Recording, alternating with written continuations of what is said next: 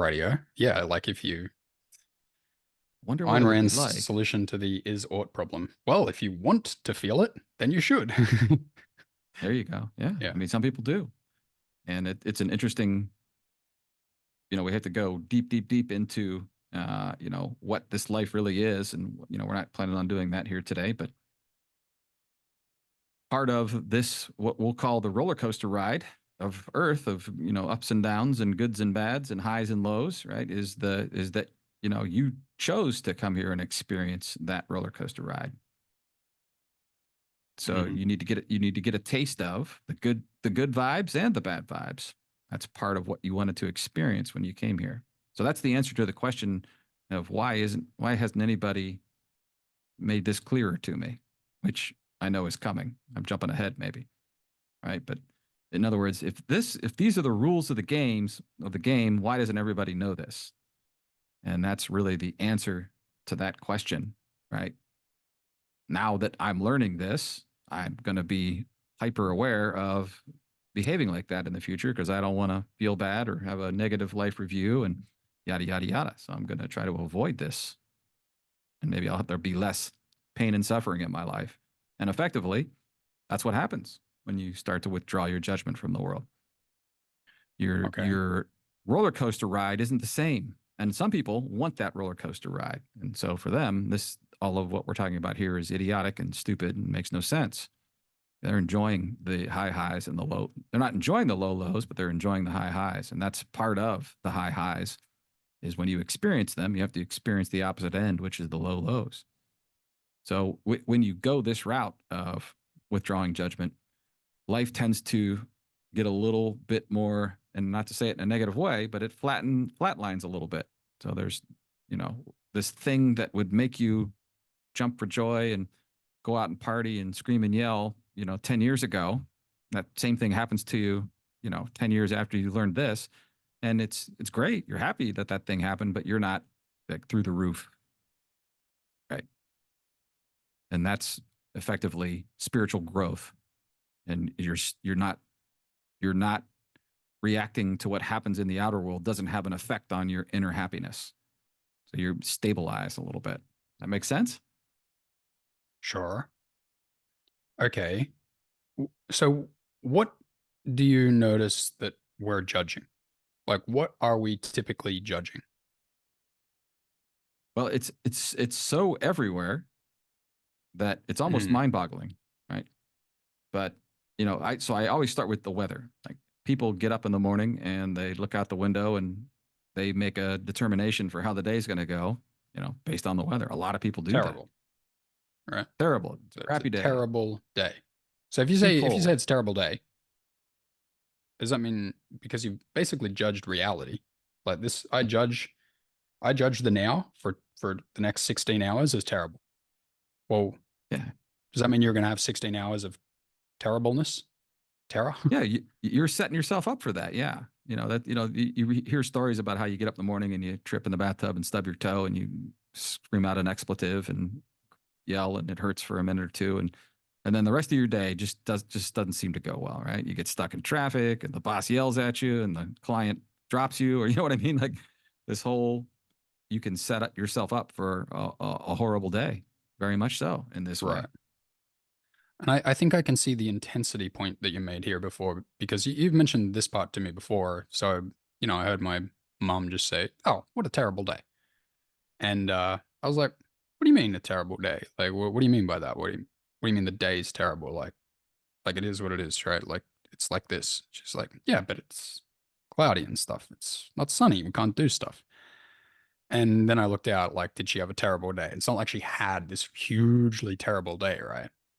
So, but you probably experience some negativity, right? It's like the amount to Exactly. which you judge it is going to play out. Yeah.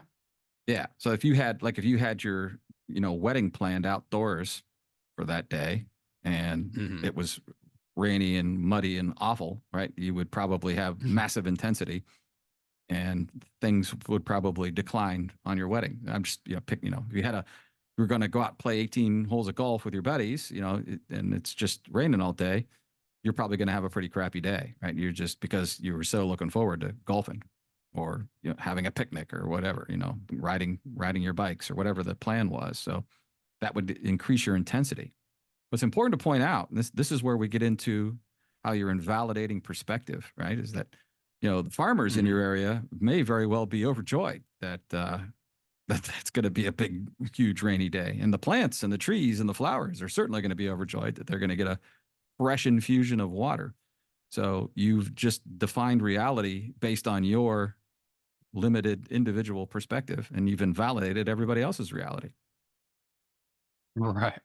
You've invalid just by saying, "Oh, what a terrible day." You've invalidated farmers. Yeah, and You've trees and sent off plants. something in the astral realm to farmers and you've told them you don't your opinion of a your perspective on a good day is meaningless, right? So that's going to Yeah, come back to you. yeah, you're going to get that coming back in a way. I mean, you're not picking out farmers and telling them they're idiots, but that's in essence what you're sending out. It's funny. When I lived Mhm. in Texas for 20 years, and yeah, there were specific years in particular. I can't remember exactly, but there was I think it was 2011. My goodness, I think we had 128 days of no rain, and it was just it was terrible for the plants and the wildlife and everything else. It was a huge drought, and the lake went down like 80-90%. I mean, you couldn't sail or anything. So everybody was just begging for rain, like on an hourly basis, like, for the love of God, please rain. And then, of course, it rained for 4 or 5 days, and people had enough, and they were ready for the sun again. So it's almost like you can't win sometimes. Anyway, just a fun little side story that sometimes your perspective of the rain or the cold or whatever is changes depending on the circumstances. It's Okay. circumstantial.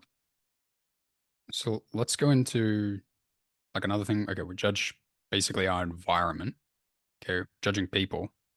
And before we go into personal relationships, like even just like public figures, right? I'm sure like both Joe Biden and Donald Trump have at least 1 billion people uh each basically judging them, saying this guy's a moron, You're this right. guy doesn't know what he's doing, etc., etc. Right. Just bad stuff, just ruminating and cursing at the TV in harmony with Tucker Carlson and whoever's on CNN. I wouldn't even know. Uh, so what's going on there? Like, do they feel that like if 1 billion people are judging you, do you feel bad or what? Yeah. No, they do. And yes, yes, and yes to the answer. I mean, to be a celebrity is a massive, massive pressure. And, a political celebrity at their level is as high as it gets, probably, right? There's probably no bigger celebrity in the world than Trump. Right. And he's had to, bear the burden of that celebrity. So yeah, Yeah. they are getting it and feeling it for sure. And I imagine like it could crush them, right? If they let it or Theoretically, something. I know there's a lot of people that pray for Trump, right? So they maybe offset some of that, Right, right? right. People looking out for it, but it is a burden, and you can see a lot of the celebrities and rock stars and everything that go kind of get derailed and go off the deep end, right? It's not uncommon that happens, especially with children who started early, weren't fully prepared for the all the love and hate they were going to be getting from the audience. So that definitely can turn them in the wrong direction, right? Do you And think judging a famous politician would bring back as much karma, let's say, as judging your friend or partner? I,